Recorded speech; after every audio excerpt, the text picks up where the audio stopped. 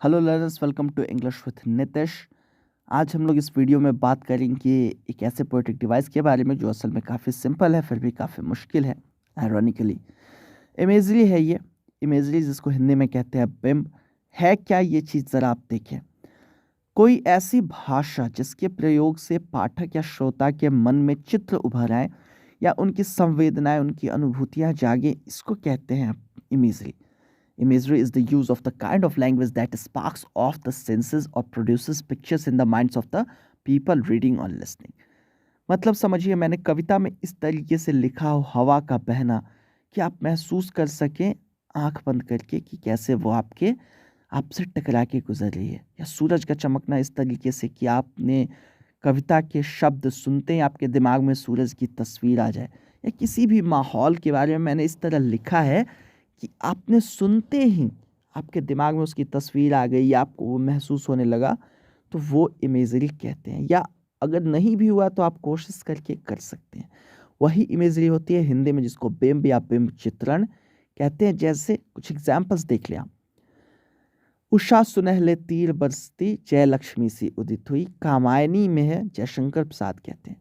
ये सुन के पाठक के मन में आता है कैसे सुनहरे तीर बरसाती उषा यानी कि सुबह आएगी।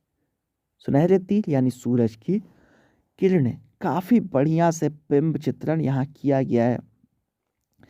मैथिली शरण गुप्त पंचवटी में लिखते हैं, है बिखेर देती वसुंधरा मोती सबके सोने पर, रवि बटोर लेता है उनको सदा सवेरा होने पे। हालांकि इन दोनों कविताओं में मानवीकरण भी है, बट उसकी चर्चा फिर कभी। यहाँ बताया जा रहा है कि कैसे वसुंधरा यानी कि धरती जो है सबके सोने पर मोती बिखेर देती है, सबकी खेतों में एक तरीके से फसल भेजती है। वैसे इसका इस्तेमाल ये भी दिखाने के लिए हुआ है कि कैसे ओस, ठीक है, फसलों पे ओस बिछ जाती है और उनको कौन बटोर लेता है, सवेरा होने पे सूरज। ठीक है, अलग अलग तरीके से इसको पढ़ा जा सकता है। तो फसलें जिनको सोना कहा गया है, उनके ऊपर मोती यानी ओस की बूंदें। आप देखिए क्या आपके ध्यान में आ रहा है या नहीं। सुंदर सी फसलें हैं और उनके ऊपर सुंदर सुंदर ओस की बूंदें। फिर सूरज आया और ओस की वो बूंदें सूख गई। आपके दिमाग में इनकी तस्वीर आ सकती है। सर्दी के मौसम में सुबह सुबह फसलें, धान की खेत में धान की बालियों पे ओस की छोटी छोटी बूंदें। एक और कविता है निराला की, सूर्यकांत त्रिपाठी निराला साहब की, संध्या सुंदरी। उसमें दिशा अवसान का समय मेघमय आसमान से उतर रही है, वह संध्या सुंदरी परी सी धीरे धीरे धीरे, तिमिरांचल में चंचलता का कहीं नहीं आभास। ठीक है, दिशा अवसान का समय है यानी कि शाम का समय है, आसमान में मेघ है और सांझ धीरे धीरे नीचे आ रही है। ठीक, ये सब सोच के आप अपने दिमाग में कल्पना कर सकते हैं कि कैसे ये सारा सीन क्रिएट हुआ होगा। कुछ इंग्लिश पोम्स में देखते हैं, कुछ अंग्रेजी कविताओं में। I wandered lonely as a cloud, William Wordsworth की कविता है, जिसको डैफोडिल्स के नाम से भी काफ़ी पढ़ा जाता है। ये बताते हैं, I wandered lonely as a cloud that floats on high over vales and hills. पहाड़ियों और वादियों के ऊपर मैं मंडराया एक बादल की तरह अकेला, एकाएक मुझे नीचे दिखे। When all at once I saw a crowd, a host of golden daffodils.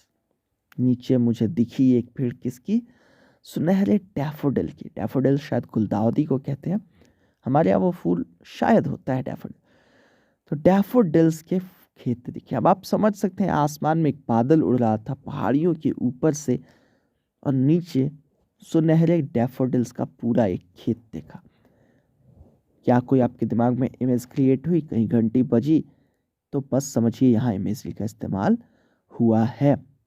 Robert Frost कहते हैं अपनी famous poem the road not taken की पहली दो लाइंस में, two roads diverged in a yellow wood and sorry I could not travel both. यहाँ जो yellow would है, जंगल पीला था, सुनते ही दिमाग में जो पहली तस्वीर उभरती है वो पतझड़ के मौसम के एक जंगल की होती है, जहाँ पत्ते पीले पड़ गए हैं, लकड़ियाँ पीली पड़ गई हैं, कुछ पत्ते, काफ़ी पत्ते नीचे गिरे हुए हैं। ये ऐसा असर है इनका येलो वुड का। तो यही इमेजरी है। एक लास्ट एग्जांपल आप देख लें। And Jennifer's tiger sprants across the screen, bright topaz denizens of a world of green. They do not fear the men beneath the tree.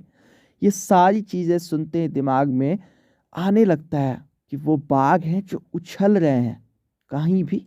यहाँ स्क्रीन की बात हुई है। स्क्रीन वो चीज़ जिस पे रख के सिलते हैं हम लोग, चीज़ों को कहा जाता है, या फ्रेम को भी कहा जाता है। उन्होंने बनाया हुआ था, कढ़ाई की हुई थी कपड़ों पे बाघ की, लेकिन देख के लगता था जैसे वो उछल रहे हैं। यहाँ भी दिमाग में जैसे टाइगर स्प्रैंस कहते हैं, हम देख सकते हैं, हमारे दिमाग में आ जाता है बाघों का उछलना।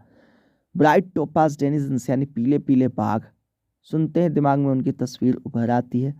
वर्ल्ड ऑफ ग्रीन, हरे भरे जंगल को, ये सारी चीज़ें। मैन बीनीथ द ट्री, वो फियर नहीं करते हैं। मैन बीनीथ द ट्री यानी इस शिकारी को जो घात लगा के बैठा है पेड़ के नीचे। ये सारी चीज़ें दिमाग में एक चित्र उभार देती हैं। एक हरा सा जंगल है जिसमें पीला सा बाघ है जो उछल रहा है, पीले पीले बाघ हैं, और खड़ा है शिकारी पेड़ के नीचे, लेकिन उससे इन्हें डर नहीं लगा।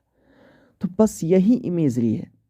इसको समझना थोड़ा कई बार मुश्किल हो जाता है, कई बार लेकिन काफ़ी आसान हो जाता है। जब आपकी संवेदना, आपकी अनुभूतियाँ खुलें, तब आपको महसूस करना चाहिए कि ये इमेजरी है। थोड़ा कठिन हो जाता है कई बार इसको एक्सप्लेन करना। कई बार लोग वहाँ बता देते हैं कि इमेजरी है जहाँ ये होता नहीं, कई बार जहाँ होता है वहाँ नहीं बताते। यही रीज़न है कि ज़्यादा इन पे स्कूल्स में बहस नहीं कराई जाती, ज़्यादा एग्जामिनेशंस में आता नहीं है, लेकिन फिर भी इमेजरी को समझना बहुत ज़रूरी है कविताएं पढ़ने में आनंद के लिए। मैं उम्मीद करता हूँ इस छोटे से वीडियो में मैं आपको इमेजरी समझा पाया होऊंगा। मिलते हैं अगले किसी वीडियो में, तब तक के लिए stay safe, take care and keep learning. उम्मीद करता हूँ आपको ये वीडियो पसंद आया होगा और लेसन समझ में आया होगा। कमेंट करके हमें ज़रूर बताएं अगर पसंद आया तो, और नहीं भी पसंद आया तो कमेंट ज़रूर करें, क्योंकि आपका एक कमेंट हमें बहुत कुछ सिखा देता है। इसके अलावा अगर पसंद आया तो लाइक करना बिल्कुल ना भूलें, और अगर पसंद आया है तो आपको शेयर भी करना है ताकि हमारा चैनल आगे बढ़ता रहे। तो शेयर करें अपने दोस्तों के साथ और सब्सक्राइब ज़रूर करें ताकि आपको हमारे आने वाले वीडियोस मिलते रहें।